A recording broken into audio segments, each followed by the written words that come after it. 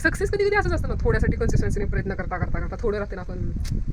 तर राम राम मंडळी, स्वागत आहे तुमचं आपल्या यूट्यूबच्या नवीन ब्लॉगमध्ये. खूप दिवस खालचे ब्लॉग बघून खालीच आपण रेंगाळलो होतो, आता फायनली पोहोचले. मला कंटाळा आलाय आणि उठा ले रे बाबा, उठा ले. मेरे को नहीं रे, इन दोनों को उठा ले. मग बाय दुखते दिले. घरातनं निघताना 2 दिवस आधी प्लॅन न करता अचानक ठरलेला प्लॅन आहे तसा हा. पण खूप म्हणजे हिला माहित नव्हतं, मला अंदाज तरी होता ह्या चढायला गेलो करेन वगैरे वगैरे, पण एवढं चढायला लागलं डोंगरावर असं वाटलं.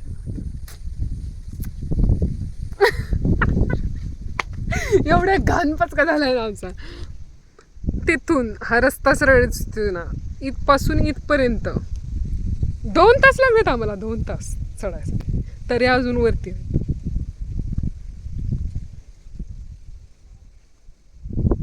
नऊच्या आधी यायचं असतं इकडं, नाहीतर दुपारी चढा येत नाही. बरं लागतं. ओय, यार, इथनं खाली आहे.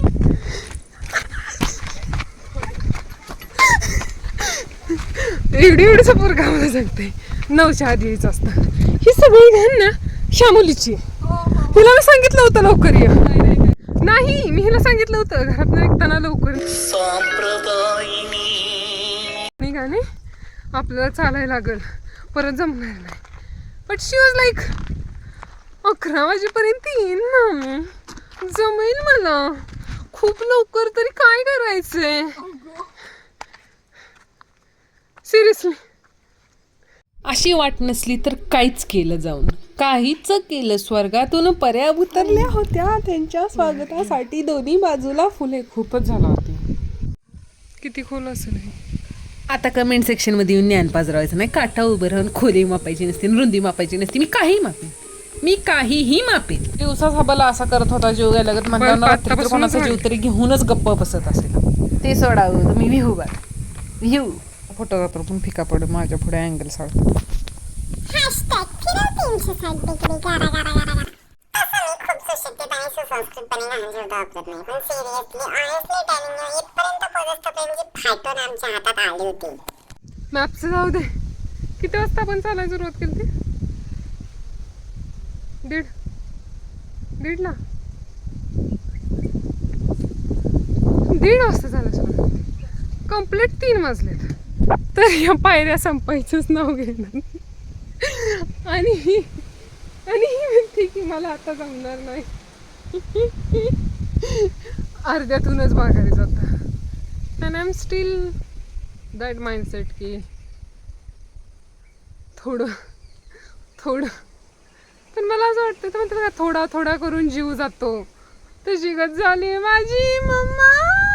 और अभी तो रुको, क्लाइमैक्स अभी बाकी है. आईचं दूध आठवते मला, आईचं दूध.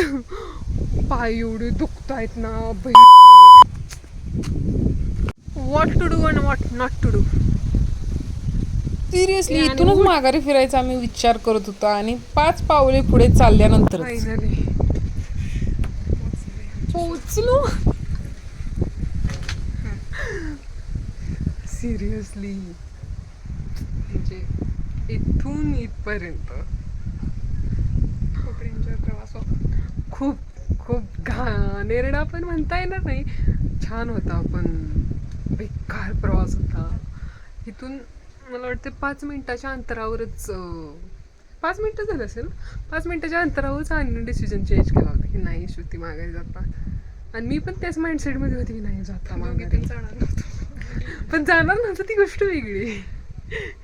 पण सक्सेस कधी कधी असंच असतं ना, थोड्यासाठी कन्सिस्टन्सीने प्रयत्न करता करता करता थोडं राहते ना आपण बॅक घेतो. सो किती जो जायला झाला तरी मला वाटतंय शेवट हा केलाच पाहिजे. And like that. पूर्ण ब्लॉग ठेवला तर ब्लॉग खूप मोठा येईल. तो भेटूया नेक्स्ट ब्लॉगमध्ये. व्हिडिओ आवडल्यास लाईक शेअर सबस्क्राईब करा आणि